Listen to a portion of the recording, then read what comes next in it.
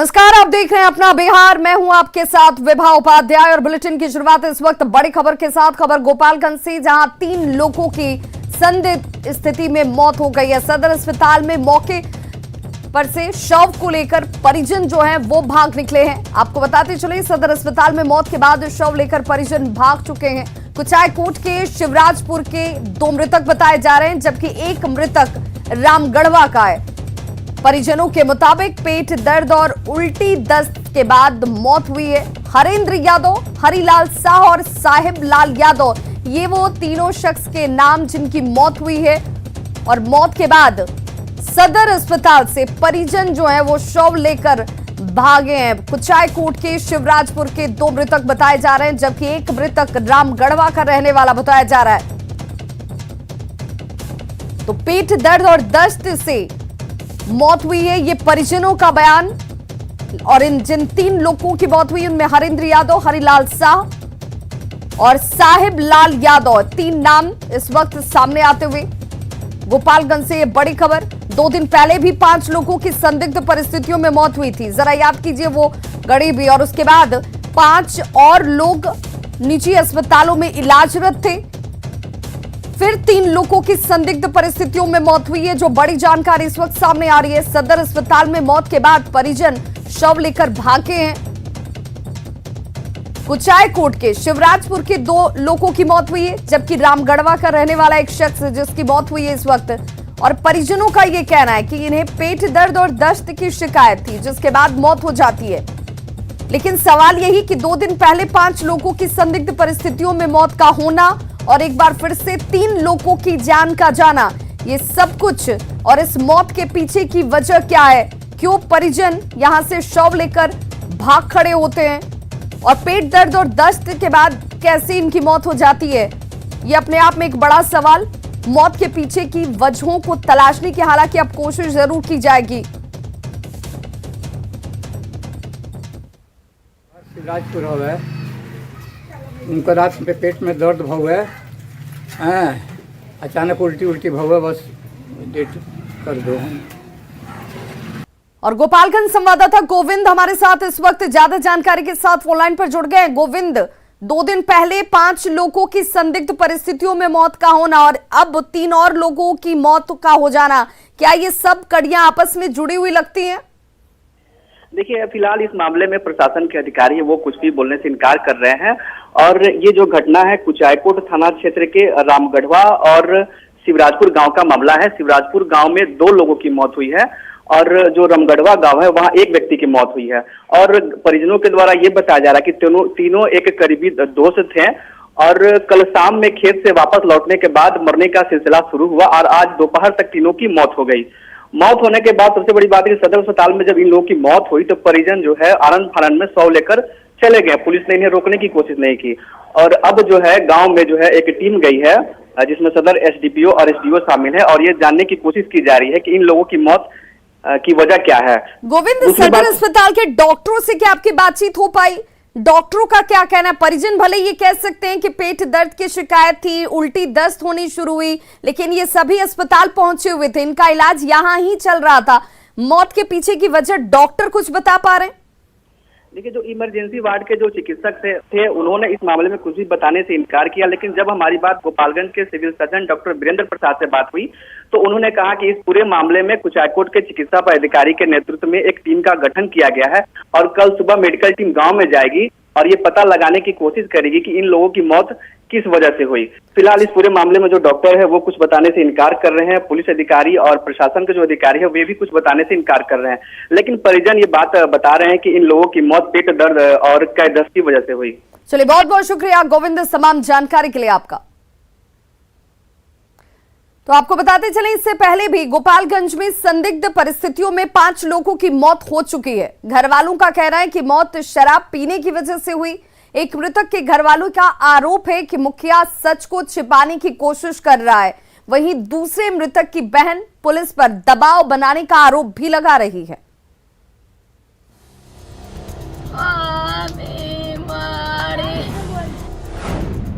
क्या है कथित शराब कांड का सच? चंदन ना पियम तबो ना जिए हो चंदन। क्या सच को दबाने की हो रही कोशिश? कौन दबा रहा शराब से मौत का सच? गोपालगंज में संदेहास्पद स्थिति में 5 लोगों की जान जा चुकी है। घर वालों का आरोप है कि मौत जहरीली शराब पीने से हुई। किसी ने पति तो किसी ने भाई को खोया और कोई जवान बेटे के जाने के गम में डूबा हुआ है। अभी आंखों से आंसू भी नहीं सूखे थे कि मौत के सच पर पर्दा डालने का दबाव पड़ने लगा। ये कहना है रामचंद्र शर्मा का। गोपालगंज में जिन 5 लोगों की मौत हुई है उनमें एक रामचंद्र के बेटे देवेंद्र शर्मा भी थे।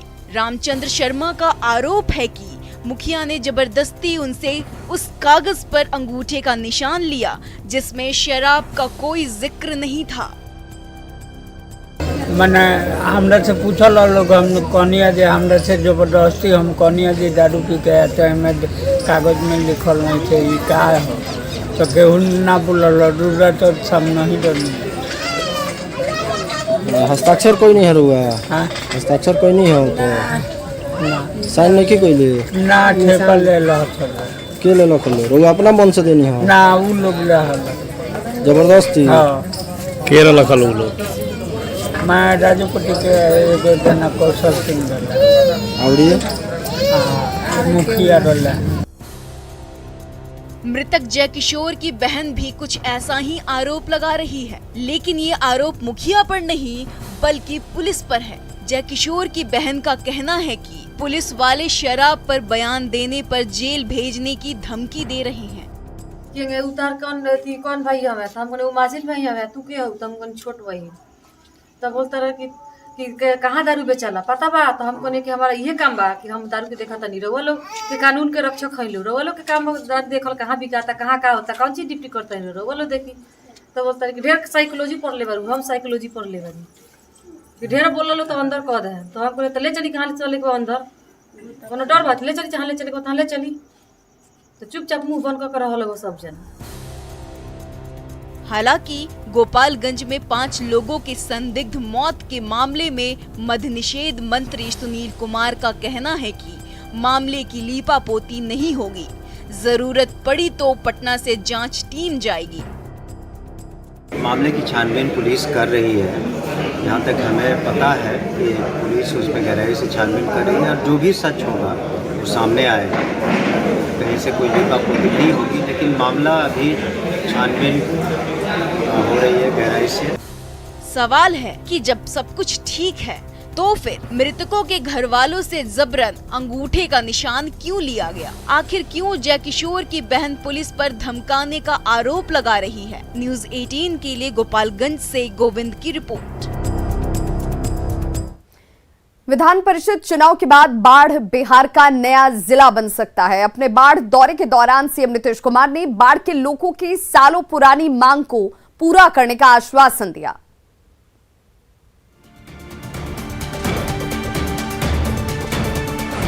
बाढ़ के लोगों को नीतीश देंगे सौगात।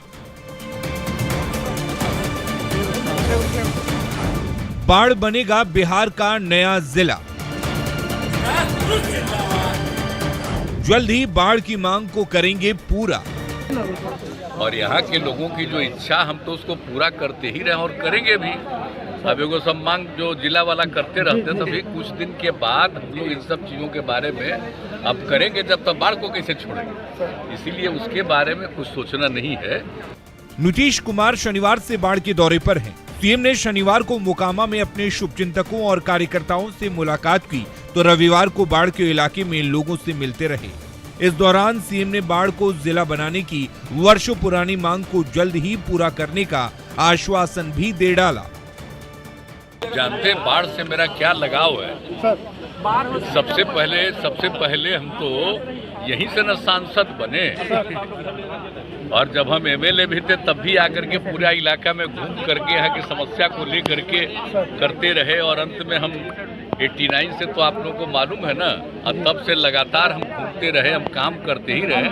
यहाँ पर सब कुछ हुआ है और यहाँ के लोगों की जो इच्छा हम तो उसको पूरा करते ही रहे और करेंगे भी। अब एगो सब मांग जो जिला वाला करते रहते हैं, तभी कुछ दिन के बाद हम लोग इन सब चीज़ों के बारे में अब करेंगे, जब तक बाढ़ को कैसे छोड़ेंगे, इसीलिए उसके बारे में कुछ सोचना नहीं है। बाढ़ से नीतीश कुमार का लगाव जग जाहिर है। 1989 में नीतीश कुमार पहली बार बाढ़ से ही सांसद बने थे। उसके बाद वो बाढ़ से 5 बार सांसद रहे। इस वजह से सीएम नीतीश का ये बाढ़ दौरा अपने आप में खास है, क्योंकि ये वो लोग हैं जिनके बीच कभी नीतीश कुमार का अक्सर आना जाना होता था, लेकिन व्यस्तता के कारण अब मुलाकात नहीं हो पा रही थी। पुराने लोगों के बीच पहुंचकर सीएम नीतीश काफी गदगद दिखे। साथ ही बाढ़ को जल्द ही जिला बनाने का आश्वासन देकर बाढ़ के लोगों को गदगद कर दिया। न्यूज़ 18 के लिए बाढ़ से आनंद अमृतराज और अनिरुद्ध की रिपोर्ट। जमुई में बच्चे की मौत के बाद जमकर बवाल हुआ। मौके पर पहुंची पुलिस पर ग्रामीणों ने पथराव कर दिया और बालू घाट पर भी हंगामा किया गया। गांव के लोगों का कहना है कि बालू ठेकेदारों की मनमानी की वजह से बरनार नदी में गड्ढे बन चुके हैं और इससे हादसे आए दिन हो रहे हैं। जमुई के खैरा में एक बच्चे की बरनार नदी में डूबने से हुई मौत के बाद जमकर बवाल हुआ। नदी में बच्चे की मौत के बाद कोल्हुआ गांव के लोग आग बबूला हो गए। बच्चे की मौत के बाद ग्रामीणों ने जमकर बवाल मचाया। जमुई गिद्धौर सड़क मार्ग जाम कर दिया। शव के साथ परिजन और ग्रामीण सड़क जाम कर प्रदर्शन करने लगे। जाम हटाने पहुंची पुलिस को भी लोगों के गुस्से का सामना करना पड़ा। पुलिस की टीम पर गुस्साई भीड़ ने हमला कर दिया। पुलिस पर पत्थर फेंके जाने लगे। पुलिस की टीम को गांव वालों ने खदेड़ कर भगा दिया। बड़ी मुश्किल से पुलिस की टीम जान बचाकर वहां से भाग निकली। बच्चे की मौत पर लोगों का आक्रोश यहीं नहीं थमा। गुस्साए लोगों ने बालू घाट पर कई कागजात में भी आग लगा दिए। ग्रामीणों का आरोप है कि बालू खनन में लगे संवेदक की मनमानी की वजह से नदी में कई फीट गहरा गड्ढा बन गया है और संवेदक को प्रशासन का भी साथ मिला हुआ है। गांव के लोगों ने बालू खनन और परिजनों के लिए मुआवजे की मांग की है। बेतिया में शराब के अवैध कारोबार के खिलाफ अभियान चलाया गया और सैकड़ों लीटर देसी शराब को नष्ट कर दिया गया। 3 लोगों को इस दौरान गिरफ्तार भी किया गया है। साथ ही एक घर को सील किया गया। बेतिया के सिरिसिया में शराब माफिया के खिलाफ बड़ी कार्रवाई की गई है। शराब माफिया के खिलाफ कार्रवाई करने गरभुआ लाला टोला में पुलिस की टीम अपने जवानों के साथ साथ इस बार जेसीबी के साथ पहुंची। जमीन पर जेसीबी से कार्रवाई और आसमान में ड्रोन से पहरा का ही नतीजा रहा कि 3 लोगों की यहां से गिरफ्तारियां हुई। शराब के ठिकाने पर 2 जेसीबी और जवानों के साथ रेड मारने पहुंची पुलिस पहले गांव के बाहर खेत में चल रहे दर्जनों शराब की भट्टियों को ध्वस्त किया। 20,000 लीटर से ज्यादा अर्धनिर्मित शराब को मौके पर ही नष्ट कर दिया गया। साथ ही 150 लीटर तैयार चुलाई शराब को भी जब्त किया गया। प्रशासन की टीम ने रेड के दौरान गांव के एक घर को भी सील कर दिया। पुलिस इससे पहले भी यहां कई बार दबिश दे चुकी है, कार्रवाई कर चुकी है, लेकिन हर बार शराब माफिया यहां शराब बनाने का खेल करते ही रहते हैं।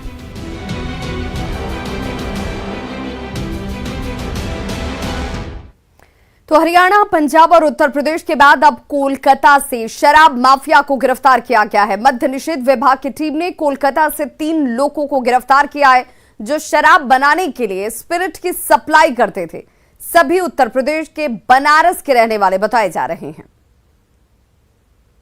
कभी हरियाणा, कभी पंजाब और कभी कोलकाता। जी हाँ, बिहार में मद्य निषेध विभाग की टीम शराब के अवैध धंधे के खिलाफ लगातार कार्रवाई कर रही है और एक बार फिर से जो मद्य निषेध विभाग की टीम है उसने वेस्ट बंगाल में छापेमारी कर 3 लोगों को गिरफ्तार किया है और इस वक्त डीएसपी अभिजीत कुमार के नेतृत्व में मद्य निषेध विभाग की पूरी टीम यहां पर मौजूद है।